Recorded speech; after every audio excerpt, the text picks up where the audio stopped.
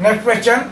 A uniform circular disc of mass 1.5 kg and radius 0.5 meter is initially at rest on a horizontal frictionless surface.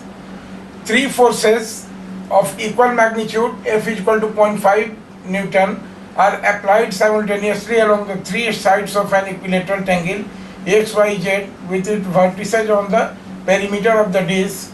See figure. Now this is the figure. देखिए एक force ये है, second force ये है और third force ये है. ये डिस्क के इक्विलेटरल ट्रायंगल के साइड्स के लॉन्ग काम कर रहा है, right.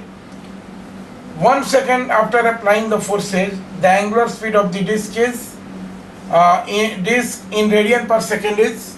So we have to calculate the angular speed of the disc after 1 second, right. तो सबसे पहले हम देखें यहाँ पर हमारा दिया हुआ कि ये फोर्सेस क्या करेंगे. ये फोर्सेस टॉर्क क्रिएट करेंगे और टॉर्क क्या करेगा, इनको एंगुलर एक्सीलरेशन प्रोवाइड करेगा, राइट. तो अगर सबसे पहले हम टोटल टॉर्क इस पर निकालना चाहें, मान लीजिए एक टेंजेंट ड्रॉ करें यहाँ पर इस डायरेक्शन में, this will be the tangent. तो इस फोर्स का कंपोनेंट इधर क्या हो जाएगा, इस फोर्स का कंपोनेंट हो जाएगा F sine 30 degree, right. F sine F देखिए यहाँ से एंगल दिया है तो इधर एफ कॉस 30 डिग्री होगा, इधर हो जाएगा एफ साइन 30 डिग्री. और सारे के सारे फोर्स आइडेंटिकल है. तो टोटल टॉर्क कितना हो जाएगा, टोटल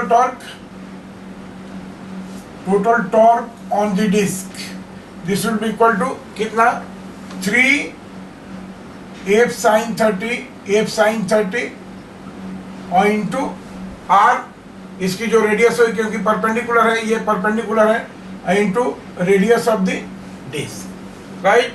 अब देखिए इसका वैल्यू दिया हुआ है.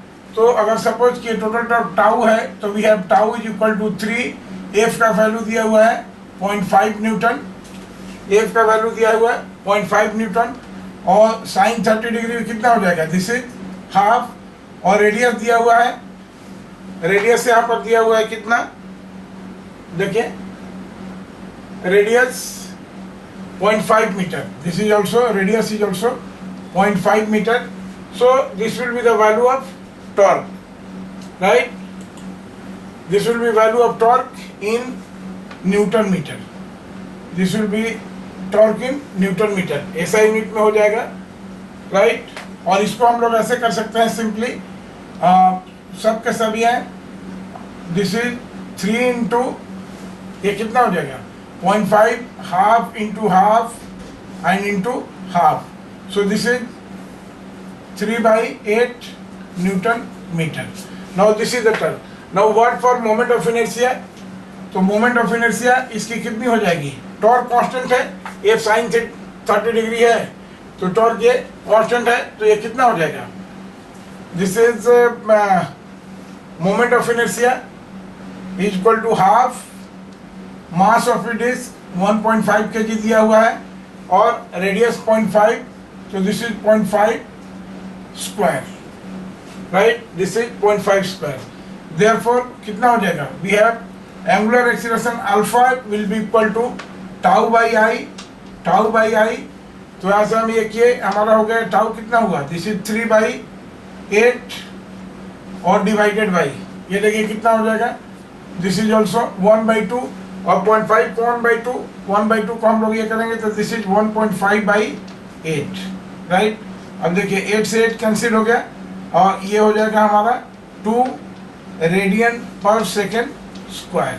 सो what will be angular speed, we have omega is equal to alpha into T, right. Omega not 0 है तो omega is equal to alpha into T 1 second दिया है तो this is 2 into 1, so this will be equal to 2 radian per second. This will be the answer.